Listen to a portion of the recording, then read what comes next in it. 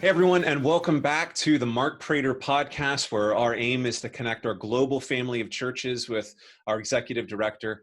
Mark, I imagine most of us, all of us probably by now have received and read the disappointing news in the email that you sent out that the pastors' conference has been canceled for this year. It's not a big surprise, I think, for most of us in considering everything being canceled this year, but still a disappointment. But could you give us some insight into how you and the leadership team navigated through making this decision? Another decision that marks 2020, right? Such an interesting That's right. year.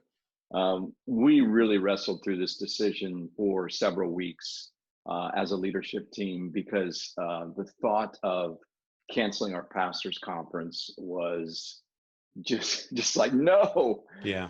But as we began to just think through it and gather all the information we could, much of the rationale I put in the email, it seemed clear to Right. us that it was probably the wise and prudent thing to do, although a very sad decision that we had to make. A couple of things I didn't say in the email that I think really helped us. First of all, as a leadership team, we were unanimous, which is Good. wonderful to have. Yeah. And when I met with the executive committee to inform them and get their input, there was no questions, no pushback from them. They fully understood, and so that brings clarity. It's great to Another hear. piece I didn't put in the email is our interaction with the hotel, because contractually, we're obligated to them financially at minimum a $10,000 to $15,000 deposit, and it Wow. could have been much more than that if they really held us to the contract. But they were actually very cooperative when Hmm. Tommy contacted them. They said, "Look, we've got obviously other organizations contacting us right now. If you're willing to sign for a future year, we'll let you cancel. In fact, we'll even transfer your deposit to Oh, that's that great. future year." So in the end, we didn't lose any money at all. That compared to proceeding with the conference with what would obviously have a lower attendance, we were looking at Right, a for sure. $25,000 to $30,000 loss. So that was helpful as well. Yeah, disappointing, but also I imagine many of us feel grateful for the leadership team working through that decision carefully and appreciate that there was a unanimous decision there too, signifying unity on the team.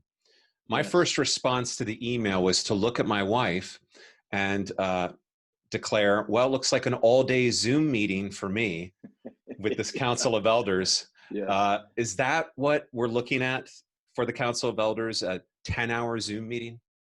No way. we're not doing Thank you. we're not doing an all day 10-hour Zoom meeting. Simon Grace guys wouldn't attend an all day Zoom meeting. Let's start No. with that. But I think what we're hoping for is probably roughly a 5-hour roughly Zoom meeting where we can accomplish a number of business items. I think we can accomplish Yeah. things like voting for candidates. We got to work out the voting issue. We may we may send guys ballots and have them mail them in, so we can have our own mail-in ballot controversy in Yes, Sovereign Grace. That might scandal, be kind of cool. That's right. If we go manipulation of the that route. ballots. That's right, exactly.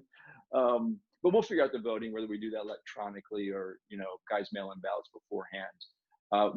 We'll hear some updates from the polity committee. What we want to do is to go ahead, and we really talked a lot about this as a leadership team and with the executive committee, is to go ahead, if possible, and make a vote to ratify the final version of our statement of faith. Yes. We debated whether holding that off for a year because you want to mark the moment and celebrate it. We felt like it was more important to get it ratified. So the next step could happen that it goes to regions, and 3/4 majority of the regions, have to approve it by the BCO. And then we can get it up on our website and guys can put it on their local church websites. And we've already got some creative ideas how to celebrate that at our conference next year. So that'll be a component as well. And then lastly, what I really want to do is end the Council of Elders meeting with a modified State of the Union that's going to be filled with a lot of just good, inspiring updates Great. of how God's at work around the world in Sovereign Grace, even during this pandemic. So you'll not only hear from me, but other guys on the leadership team. You'll hear from guys outside the States like Dave Taylor and other men that we are befriending. across the world. And I think that would just be a great way to end our Council of Elders meeting. Sounds great to me. So I saw on Twitter recently that a guy talked about his middle school daughter on a Zoom call with her class, doing a screenshot of herself paying very careful attention, sticking that in as her Zoom avatar, and then heading out and doing something else. So what's your over under on the amount of Sovereign Grace pastors that might pull that stunt? Oh man, that we got a lot of guys who'll do that. Yeah. In fact, you and Dave Odom would be at the top of my list. Okay. That's discerning. Well, thank you, Mark, for the update, and thank you, everybody, for watching the podcast. We'll see you again here soon. Thank you for watching. If you have questions or comments, Mark would love to hear from you. For more videos like this, hit subscribe on YouTube or by email at markkprater.com.